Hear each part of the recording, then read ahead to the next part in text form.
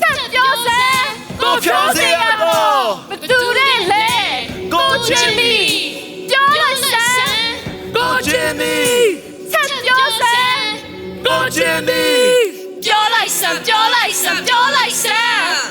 ညိုကြီးတဲ့ပြည်သူတွေကိုရက်ရက်ဆိုတာတက်လို့နေကြဘယ်လောက်ကြီးများတက်နေကြအောင်မလဲလွတ်လပ်ရရဖို့ဘယ်လောက်ကြီးပေးဆက်ရမယ်အာသာကြီးတွေဆုံးရှုံးရတာဘယ်တော့မှမမေ့ဘူးညိုကြီးတဲ့ပြည်သူတွေကိုတိမဲ့ဆိုတာတက်လို့နေကြဘယ်လောက်ကြီးများညှိစက်နေအောင်မလဲအာနာရှင်အောက်ကလွတ်လပ်ရရဖို့ပဲကမ္ဘာကြီးရရရှိပါစေအာသာကြီးတွေတော့လေ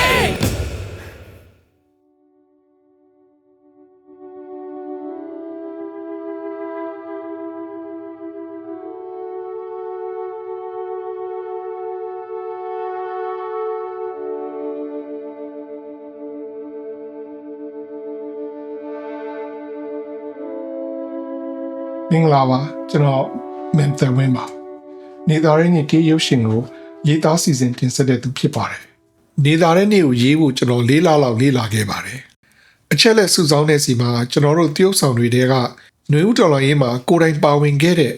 မြင့်စုစီကကျွန်တော်အကူအညီအများကြီးရပါတယ်မနာမည်မြင့်စုပါနေသားရင်းနေပြဆက်မှာလည်းမြင့်စုဆိုတဲ့ character ကနေပြီးတော့ကျွန်မပါဝင်ကပြခဲ့ပါတယ်ဒီပြဆက်မှာပါဝင်ဖြစ်ခဲ့တဲ့ပုံကတော့ကျွန်မဒီရောက်တဲ့အချိန်မှာအန်ကယ်နဲ့ပြန်တွေ့တယ်အန်ကယ်နဲ့တွေ့တော့အန်ကယ်ကမြမအရေးကိုပေါ့နော်တကဘာလုံးကိုသူအမှုပညာနဲ့ချပြခြင်းနဲ့တော်လိုင်းရေးပြဆက်တစ်ခုဖန်တီးဖို့ရှိတယ်ဆိုပြီးတော့ကျွန်မကိုပြောလာတယ်ပြောလာတော့နေပြင်မှာတကယ်ပါဝင်လှူရှားခဲ့တဲ့သူတယောက်အနေနဲ့ကျွန်မကလည်းကျွန်မရဲ့ခံစားချက်တွေအတွေ့အကြုံတွေကိုအန်ကယ်ကိုအကုန်ပြောပြတာပေါ့နော်အဲ့ဒါတွေမကဘဲနဲ့ကြံခဲ့တဲ့ညီကိုမောင်နှမတွေနဲ့လည်းကျွန်မကချိတ်ဆက်ပေးခဲ့တယ်အန်ကယ်ကမေးခွန်းနေပေးကျွန်မကသူတို့ကိုပို့သူတို့ကပြန်ပြီးတော့ recording တွေပြန်ပို့ပေါ့နော်အဲ့လိုကနေပြီးတော့အန်ကယ်ဒီပြဆက်တစ်ခုလုံးအတွက်ဒီဇက်ကောင်တွေကိုဖန်တီးတဲ့နေရာမှာအထောက်အကူဖြစ်စေခဲ့တယ်ပေါ့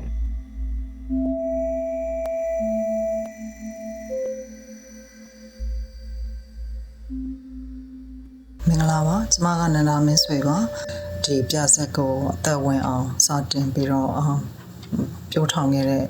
သုံးဦးရတအူးပါရှင်ကျမတို့ထင်မှာနာမည်အကြီးဆုံးတအူးပဲပါတယ်အကယ်ဒမီမေဝင်းမှာသူကလည်းအဓိကနေရာကိုယူမထားဘူးတမင်ယူမထားတာသူဟာလူငယ်တွေဒီခေတ်လူတွေကိုနေရာပေးခြင်းတဲ့အတွက်ကြောင့်သူဟာပါဝင်အားဖြည့်ပေးတာနောက်ကွယ်ကနေပဲသူအများကြီးလုပ်ပေးတယ်တခြင်းတွေရေးပေးတယ်အကတွေတင်ပေးတယ်တိုက်ပေးတယ်သရုပ်ဆောင်မှုတွေကိုဂိုက်လုပ်ပေးတယ်အဲ့ဒါကလွှမ်းရင်သူဟာအဓိကသရုပ်ဆောင်နေရာကိုတခုမှသူယူမထားဘူးယူမထားဘဲနဲ့သူပါဝင်ပံ့ပိုးပေးတဲ့နေရာလေးတစ်ခွက်ပဲသူပေးထားတယ်စင်ပေါ်မှာဒါမဲ့ကျန်တာအားလုံးကိုစင်ရဲ့နောက်ကကလကားရဲ့နောက်ကနေပဲသူပံ့ပိုးထားတယ်ဒီပြောင်းလာရေးနေတဲ့ဒီမှာတားရလိုက်တဲ့ကနေမှထိုင်စီးနေရရေးဟာအဆောက်ကဲတာဖြစ်နေပြီလို့ရေဒီယိုကပြောကြပြားဟာအနာဂတ်ရဲ့သတင်းစာမင်းဟာအနာဂတ်ရဲ့ကိုယ်ရငါတို့ဟာကြပြားစာသားတွေစလုံးမကြီးတွေလုပ်ပြစလုံးတွေရဲ့အောက်ကမြင်းနေတားပြဒီကြပြားကိုငါရေးနေတဲ့အချိန်မှာလူတချို့ဟာသူတို့ရဲ့ရွာတွေတခြားနေရာတွေရွှေ့လိုက်ရတယ်ဒီနာချက်ပိုးတွေကသူတို့နောက်ကိုလိုက်သွားကြတယ်ဒီကပြောင်းငါရေးနေတဲ့အချိန်မှာငါရဲ့ပါစချေကပိုးတာစေးတာရနေတယ်နေသားတဲ့နေ့တည်တံဆုံးပြဇာကိုကျွန်တော်ပြဇာအနေနဲ့ရောရုပ်ရှင်အနေနဲ့ရောနှမျိုးလုံးကြည့်ခွင့်ရခဲ့ပါတယ်ပြဇာအနေနဲ့ကြည့်ခဲ့တာကတော့ပထမဆုံး San Francisco မှာပြဇာလာပြတဲ့အချိန်တုန်းကပေါ့ကျွန်တော်မှတ်မိတာကတော့ဒီပြဇာထဲမှာကျွန်တော်ယဉ်နှီးခဲ့တဲ့တက္ကသိုလ်ကျောင်းသားဘဝတုန်းကကျွန်တော်ခဏနားထောင်ပြတဲ့သချင်းတွေအများကြီးပါတယ်ပေါ့ဥပမာမိငယ်ဆိုတဲ့သချင်းနောက်ပြီးတော့သူ့အိမ်တင်ရဲ့မင်းမရှိတဲ့နောက်ဆိုတဲ့သချင်းမျိုးတွေပေါ့ဒါပေမဲ့ပြဇာတ်ထဲကဇက်ကောင်တွေကဒီသချင်းကိုဆိုတဲ့အခါကျတော့ဇက်ဝင်ကအရာဇလန်းအရာသချင်းတွေမှာအတိတ်ပဲအသစ်တွေပေါ်ပေါက်လာတယ်လို့ထင်ပါတယ်မိငယ်ဆိုလို့ရှိရင်တော်လန်ရေးအတွက်အားပေးတဲ့သချင်းဖြစ်လာတယ်အာမလျှော့နဲ့ဆိုတဲ့သဘောမျိုးပေါ့နော်နောက်ပြီးတော့မင်းမရှိတဲ့နောက်ဆိုလို့ရှိရင်တေမလားရှင်မလားမသိတဲ့အချိန်ကာလမှာဇက်ကောင်တွေကဆိုတာဖြစ်တဲ့အတွက်ပို့ပြီးတော့လေးနဲ့လာတယ်လို့ထင်ပါတယ်နောက်တစ်ကြိမ်ရုပ်ရှင်အနေနဲ့ပြန်ကြည့်ခွင့်ရတဲ့အခါကျတော့ကျွန်တော်သတိထားမိတာကပြဿနာကြည့်တော့ကျွန်တော်က break the အနေနဲ့အဝေးကနေကြည့်တဲ့အခါကျတော့သရုပ်ဆောင်တွေရဲ့ဟန်ပန်အမူအရာတွေကိုသိတဲကွယ်မမြင်ရဘူးပေါ့ဒါပေမဲ့ရုပ်ရှင်အနေနဲ့ကြည့်တဲ့အခါကျတော့ဥမာတချို့ဇာဝင်ကန်းတွေမှာသရုပ်ဆောင်တွေက မျက်ရည်ဝဲနေတာတွေနှုတ်ခမ်းလေးတွေတုံနေတာတွေဘာတွေကိုအသေးစိတ်တွေ့ရတဲ့အခါကျတော့အရသာတစ်မျိုးထပ်ပြီးတော့ခံစားမိတယ်ပေါ့နော်ဒါပို့ပြီးတော့လေးနဲ့တယ်လို့ကျွန်တော်ပြောချင်ပါတယ်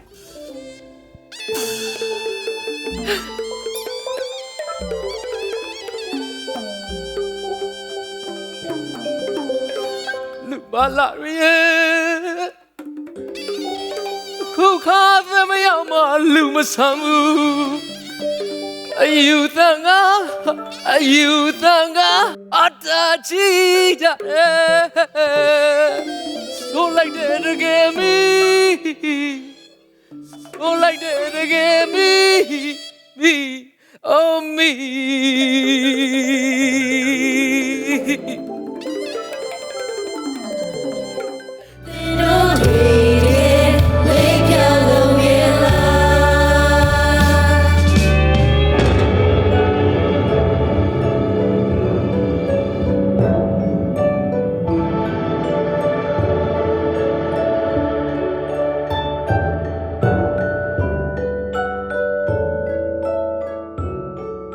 ဒီတေးပြဆက်ကိုတင်ပြဖို့ကျွန်တော်တို့ဘယ်လိုစူးစမ်းခဲ့သလဲဆိုရင်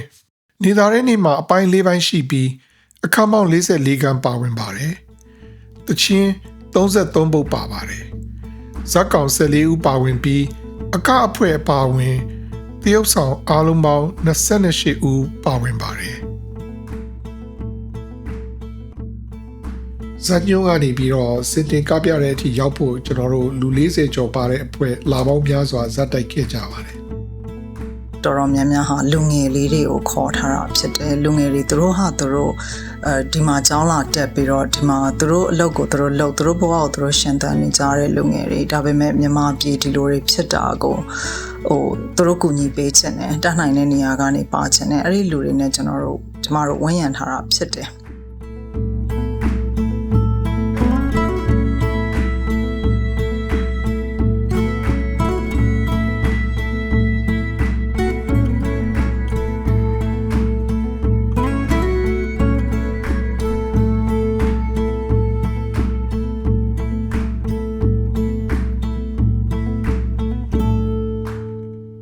marketing ကအရန်ခက်ခဲပါတယ်။ကျွန်မပြောနိုင်တာတစ်ခုပဲရှိတယ်။တော်လှန်ရေးအတွက်လောက်တာရန်ပုံငွေအတွက်လောက်တာရသမျှပတ်စံမြန်မာပြည်ကိုစီးဆင်းမှာအဲ့တစ်ခုတည်းနဲ့ပဲရောင်းခဲ့ရတာ85%ကတော့ကြည့်ပြီးသွားရင်မျက်ရည်တုပ်ပြီးပြန်ရတဲ့လူနဲ့ကောင်းလိုက်တာလို့ပြောတဲ့လူနဲ့တော်လှန်ရေးကိုသွေးအေးသွားတော့မကြံတဲ့သူတော့သွေးပြန်နှွေးပြီးသားဖြစ်တယ်လို့ပြောတဲ့သူနဲ့မျော်လင့်နဲ့လှုပ်နှိုးမှုတစ်ခုအတိုင်းတာကိုပေးဆက်နိုင်ကြကြပါတယ်ဒီကားကိုကြည့်တော့ဒီဟာလေးကိုကြည့်တဲ့အခါကျတော့ဘာတွေကောင်းတာလေးတွေပြောမယ်ဆို sound system တွေကအရန်ကောင်းတယ်တချင်းလေးတွေတန်လေးတွေအရန်ကောင်းတယ်နောက်ပြီးလို့ရှိရင် scenery တွေနဲ့သူ့ဟာနဲ့သူ လိုက်ဖက်တဲ့တချင်းလေးတွေနောက်က backdrop လေးတွေ scene တွေကြည့်တော့ကိုယ်ရိုင်းအဲ့ရောက်နေတယ်လို့ခံစားရတယ်လေကြိုက်တာလေးဟို culture ကိုအရှင်းနဲ့အနောက်နဲ့ရောပြီးတော့ culture လေးတွေပြထားတာhighlight ကိုပြောရမယ်ဆိုအကြိုက်ဆုံးကသမင်သားကြီးဆက်ထွက်လာချင်းမှကလေးကဒီဇက်တန်လေးနဲ့ပြောပြီးတော့အငိုအပြောလေးတွေပြောရတာပေါ့နော်နောက်ပြီးတော့မမေဝေးမှာရဲ့မူရအရန်တစ်ခါနဲ့ပါပဲမြအရန်ကို powerful ဖြစ်တယ်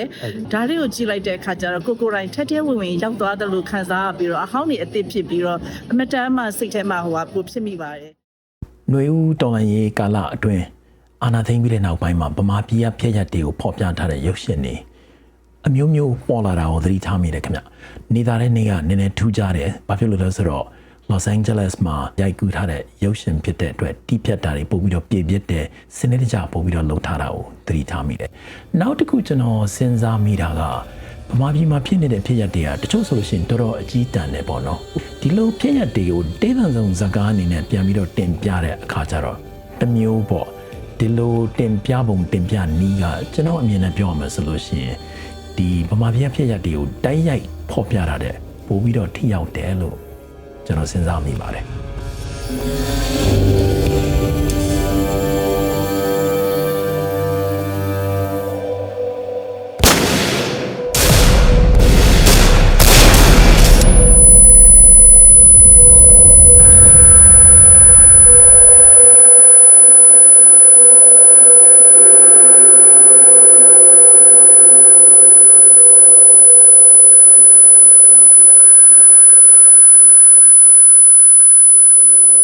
ဇာတ်တိုက်တဲ့အချိန်စရာဆွဲတာကအစသေးစိတ်အချက်လက်တွေရဲ့အပြောင်းလဲအခြေအနေကိုသိစစ်ဖို့အတွက်ကျွန်တော်ဇာတ်တွေအများကြီးဆွဲပြီးလုပ်ခဲ့ပါတယ်အဓိကဇာတ် spreadsheet တစ်ခုဆိုရင် column ပေါင်း166ခုရှိပါတယ်ဇာတ်တိုက်တဲ့အခါမှာလူတိုင်းကြည့်လို့ရအောင်နေရာမှာချိန်ထားပေးခဲ့ပါတယ်ကျွန်တော်ကြည့်တဲ့ချက်တဲ့အရောက်အဆုံးကတော့အချိန်စရာဆွဲတာပါပဲအပတ်တိုင်းမှာပါဝင်တဲ့သူတိုင်းကလည်းမအားကြတာမို့အချိန်ချင်းပြင်ဆွဲရလေးရှိပါတယ်ကိုဟင်းအနေနဲ့တရုတ်ဆောင်တဲ့သူတယောက်ဆိုရင် San Francisco ကနေပြီးတော့ Los Angeles ကိုဇာတ်တိုက်တိုင်းစုခမလေးမြန်နဲ့လာရှာပါတယ် ညီညွတ်ရေးနဲ့အသက်ရှိရှိခင်ခင်မင်းမင်းလက်ရည်တပြင်းလေးရှေးကတော့အိုးချစ်ကြတယ်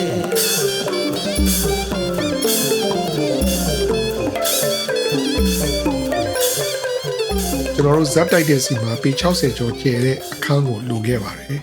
တော်လိုင်းရေးအတွက်လုံနေကြတာမို့လို့မြို့မိမြို့ဖာတွေတဲက warehouse တွေရှိတဲ့သူတွေကကျွန်တော်တို့ကိုကူညီပေးခဲ့ကြပါတယ်ဇက်စင်ကြီးကြပ်မှုအပိုင်းကိုကျွန်တော်နဲ့အနည်းဆုံးလက်တွဲပြီးလုပ်ခဲ့တဲ့ကိုပက်ထရစ်ကဦးဆောင်ပါတယ်စစ်တင်ကပြတဲ့စီမှာဇက်တစ်ခုလုံးအစင်ချောဖို့အတွက်ကူညီတဲ့အဖွဲ့သားတွေအများကြီးလိုပါတယ်စင်ရဲ့တစ်ဖက်တစ်ချက်ကနေပြီးတော့လိုတဲ့ setting တွေဇာတ်ဝင်ပစ္စည်းတွေနေရာချပေးဖို့သူတို့ကအခရာပါပဲ ကျန်တာကြီးအစင်ကူကလောက်ခန်းစားညော်တယ်သိရမလားဟာကြည့်အခုရောက်လာတယ်အာဘုံလေးချင်းလေးရှိဝမ်းနာလေကြာ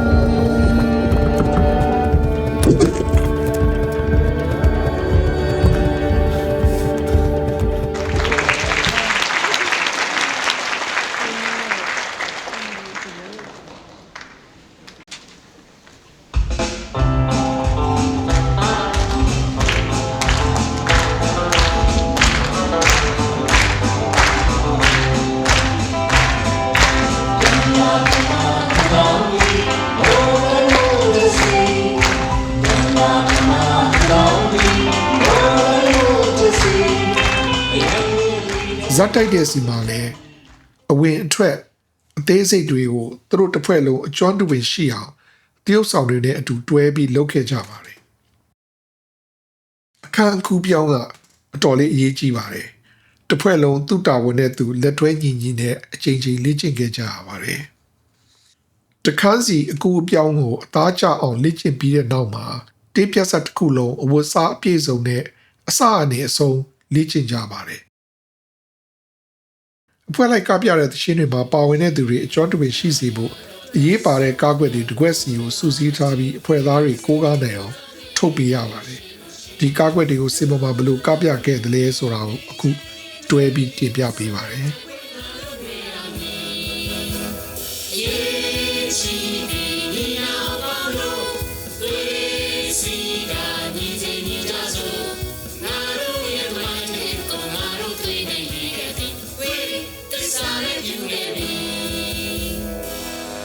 ကျွန်တော်တို့မှာ budget ကအရန်နေတာကြောင့်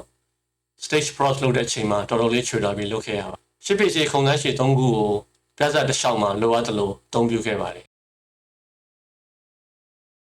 root processing တစ်ခုလုံးဟာ10 second လောက်ပဲကြာပေမဲ့ကျွန်တော်တို့တွေ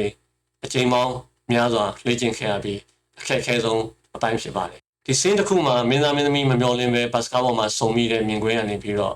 အချစ်ဆောင်ဝင်ကလေးဖြစ်သွားတဲ့အခန်းလေးတစ်ခုရှိပါတယ်ဒါကမင်းသမီးကိုထိုင်ကုန်မှာထိုင်ခိုင်းပြီးမင်းသားကလှည့်ပတ်ပြီးအချစ်တချင်းကိုတည်ဆိုတဲ့အပိုင်းပါပဲ ပန်းတွေနေဝေကိုအချစ်ပန်းလေးတွေတယူတရပန်းနေတွေ့မြင်ရလို့အမပြေချစ်လို့လားမေရေ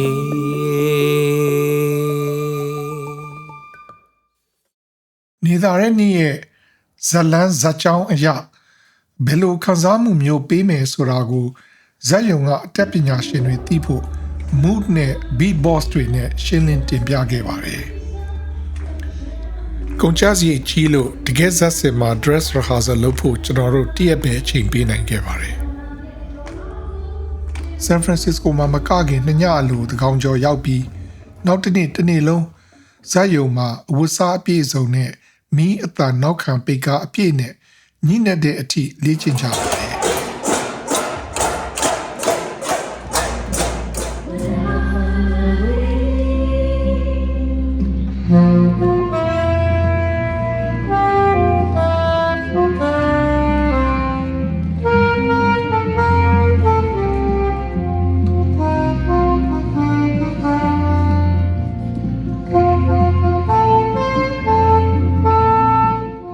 နေသားတဲ့နေ့တေးပြဿနာတစ်ခုလုံးကိုဇက်ယုံကအနုပညာရှင်တွေအသေးစိတ်သဘောပေါက်နားလည်ဖို့သူတို့ကိုးကားဖို့အချက်လက်အပြည့်စုံပါတဲ့ cue sheets တွေဇယားတွေပြုစုပေးထားပါတယ်။အတန်လိုင်း60ကျော်နဲ့နောက်ခံကားချက်60ကျော်တို့ရဲ့အဝင်အထွက်တွေကိုတော့ကျွန်တော်ကိုယ်တိုင်ပဲ control လုပ်ပေးပါတယ်။ကြုံခဲ့ရတဲ့စိန်ခေါ်မှုတွေအကြောင်းပြောရရင်တော့အလဲကင်မရာကိုလူဝင်တိုက်လို့စင်ရဲ့3ပုံ2ပုံလောက်လွတ်သွားခဲ့တာရဲ့ကင်မရာနဲ့စင်နဲ့ဝေးလွန်းတာကြောင့် video noise တွေများနေတာရဲ့ဟာကျွန်တော်တီးဖြတ်အယောင်ချိန်နေစီမှာအတော်အုံနောက်စားစေခဲ့ပါတယ်အနီးကရိုက်ချက်တွေကိုသုံးပြီးတီးဖြတ်လို့ရပေမဲ့စင်ရဲ့ဘေးဘက်မှာရှိနေတဲ့တရုပ်ဆောင်တွေကင်မရာထဲပါမလာတာအတော်စိတ်မကောင်းဖြစ်ရပါတယ် video noise တွေကိုတော့ဤပညာလေ့လာပြီးတတ်နိုင်သမျှဖြေရှင်းနိုင်ခဲ့ပါတယ်နောက်ဆုံးတော့ပဲ့ကန်သူတယောက်အနေနဲ့လက်ဟာသမျှတွေဟာကျွန်တော်တာဝန်ပါလို့ဝန်ခံရပါမယ်စစ်တပ်အာဏာသိမ်းပြီးတဲ့နောက်မှာအိုးအိမ်စွန့်ခွာပြီးထွက်လာခဲ့ကြရတဲ့အနုပညာသမားတွေဟာစင်ကော်မှုတွေအများကြီးတွေကနေပြီးတော့ရောက်ရအရက်ကနေအနုပညာနဲ့တော်လှန်နေကြတာစစ်အာဏာရှင်စန့်ကျင်ရေးတိုက်ပွဲဝင်နေကြတာအားလုံးသိပါပဲနေသားတဲ့နေ့ဟာပြည်သူတွေရဲ့ຫນွေဥတော်လှန်ရေးကိုဂုဏ်ပြုမှတ်တမ်းတင်နေကြတဲ့အနုပညာလုပ်ငန်းတွေတွေကတစ်ခုဖြစ်ပါတယ်